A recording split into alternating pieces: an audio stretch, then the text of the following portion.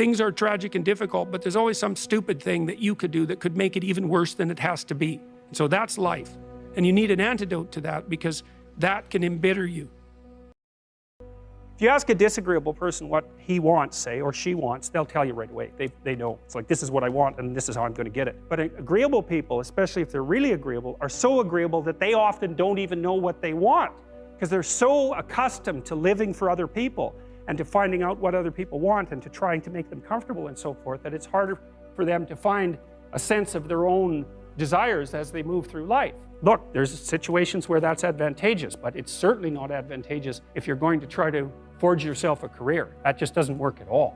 I think it's best sort of conceptualized as a trading game. So let's say that we're going to play repeated trading games. And if you're very agreeable, then you're going to bargain harder on my behalf than you're going to bargain on your own behalf. Whereas if you're very disagreeable, you're going to do the reverse. You're going to think, I'm in this trading game for me, and you're going to take care of your own interests. Where an agreeable person is going to say, no, at worst, this has to be 50-50, but I'd like to help you every way I can. One of the things you have to be careful of if you're agreeable is not to be exploited, because you'll line up to be exploited. And I think the reason for that is because you're wired to be exploited by infants. And one of the things I tell agreeable people, especially if they're conscientious, is say what you think. Tell the truth about what you think. There's going to be things you think that you think are nasty and harsh. And they probably are nasty and harsh, but they're also probably true.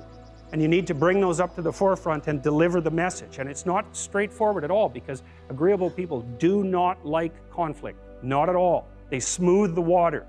The problem with that is it's not a very good medium to long-term strategy, because lots of times there are things you have to talk about because they're not going to go away. And the advantage to having a well-socialized disagreeable person is that they really don't let much get in their way. So if you can get a kid who's disagreeable socialized, that person can be quite the creature, because they're very forward-moving in their nature and very difficult to stop. But if you don't get them successfully domesticated, tamed, roughly speaking, by the time they're 4, their peers reject them. Many men are petrified by women. They won't approach them at all. Men get confused with women. They have no idea how to talk to them. They're just petrified into immobility, And that's the problem too. If you're chronically rejected by people, it's often because of your own insufficiencies. You can't just brush it off as, oh, well, no one likes me, but really I'm okay. Compare yourself to who you were yesterday, not to who someone else is today. Because you need to have a hierarchy of improvement. You need to be aiming for something. And that means you're going to be lesser than people who've already attained along that dimension. So say I see somebody in the room here, hypothetically, and I say, oh my gosh, I would love to, have that kind of a life. I'd love to make that kind of money, right? And I compare myself to them, right? I'm saying, oh my gosh, what if one day I can be that person? What if one day I can have that life, right? Well, the first thing I think you need to understand is that these people that you're comparing yourself to, you don't really know very well, and what that means is that you see their shiny outside, but you don't see the reality of their life.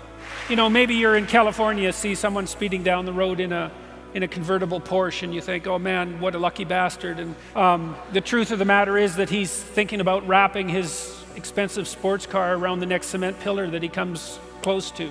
You can't tell, and people have hard lives, and even people who are comparatively fortunate have hard lives. And the ideal that you're observing that makes you jealous and resentful is in large part an illusion that's created by your own mind.